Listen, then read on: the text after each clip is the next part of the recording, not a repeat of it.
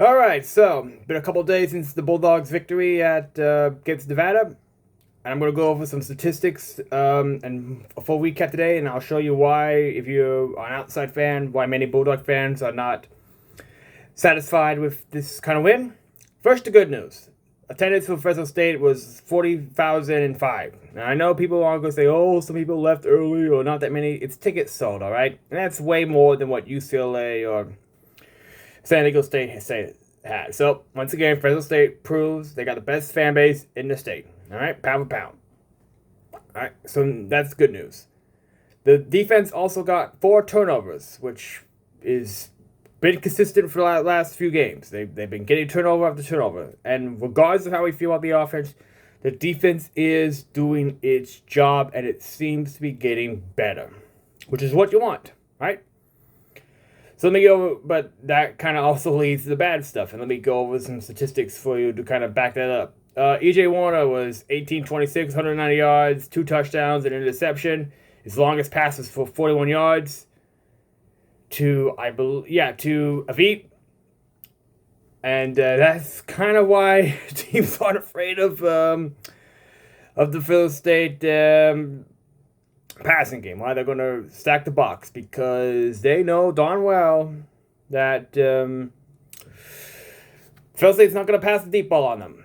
All right, and that's got to change. Richie Anderson, tight end, led the all receivers for Fresno State, 6-7 yards, 7 catches. His long was 20, and a lot of that was a yard. Josh Freeman got 2 touchdowns on 3 receptions, 40 yards. His long was 24 yards, and so forth. There's nothing really here that makes a Fresno State opponent defensively scare them. We've seen it all year long. All right? And the teams are just going to keep stacking the box. All right? And, let me compare it to what Nevada did with their quarterback situation. Trevor Purdy, he got the start. He went 0 for 4 with 2 interceptions. AJ Bianco came in for a couple passes. He had -4 yards. So Nevada coaching staff saw that those 2 guys weren't doing nothing. Then they bring in Carter Jones. He goes 11-15, 121 yards, 2 touchdowns and a pick. His long's 45 yards. Again, that was the difference, really. I mean, Nevada saw what wasn't working and is willing to change things. All right?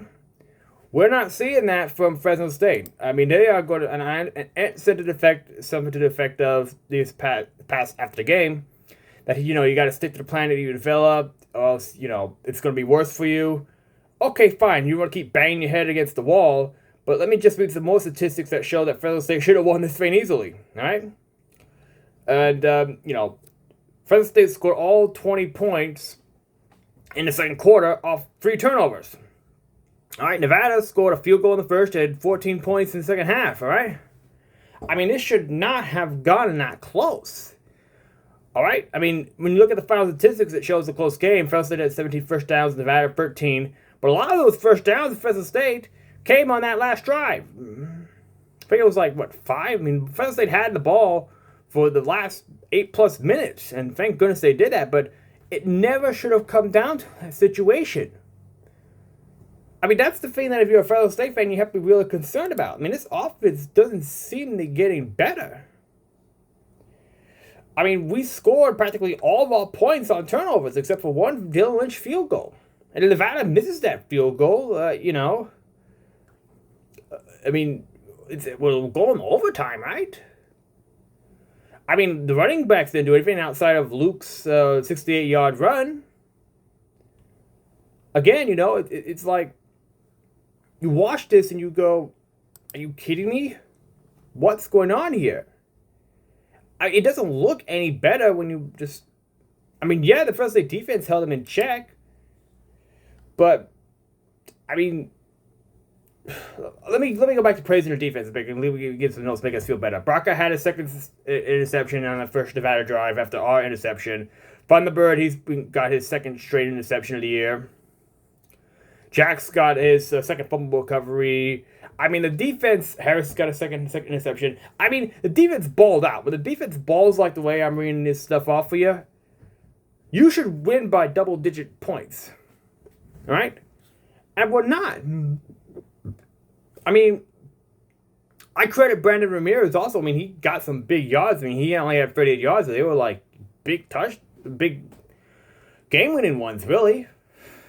I mean, when you win 4 straight turnovers, I mean, on the night, and again, I keep saying this, you should win by double digits against a team like Nevada, which is not good.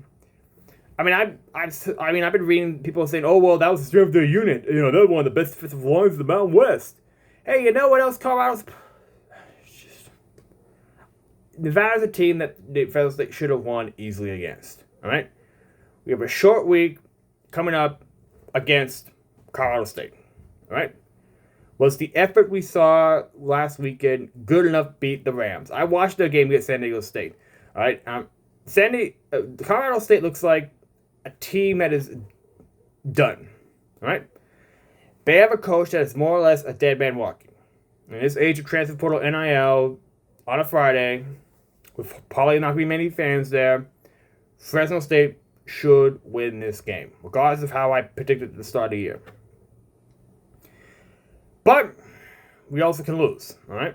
And if we play like we did last Friday, it can happen. When you let a team hang around, when you cannot pass the ball, you let the other team hang around. And this is 2 games in a row Fresno State has had, Hawaii and Nevada, that you let a team hang around that you were better than. Because they are not afraid of the passing game. All right? If you can run all over them, great. But you can't count on that every game. This is very similar to what we saw in the Pat Hill years, where Pat Hill's teams played just like this if you're too young to remember them. Now, granted, Matt Entz doesn't hype up our conference games like Hill did. He's having a very consistent week 1-0 approach, and that will help. But it's only a matter of time before you start losing games like this. And when that happens, those of us will say, we saw this coming. Well, they should be able to handle this next game at Colorado State. Hopefully, out of that second bye, they really look a lot better because they have not been impressive at all so far. You like to see more, you like to see better, but Bulldogs are 5-1. I mean, they could easily be, if plays go the other way, like 2-4. But it is what it is. We're not going to complain about a 5-1 start. All right? So, see y'all when I preview the Colorado State game. For now, go Dogs.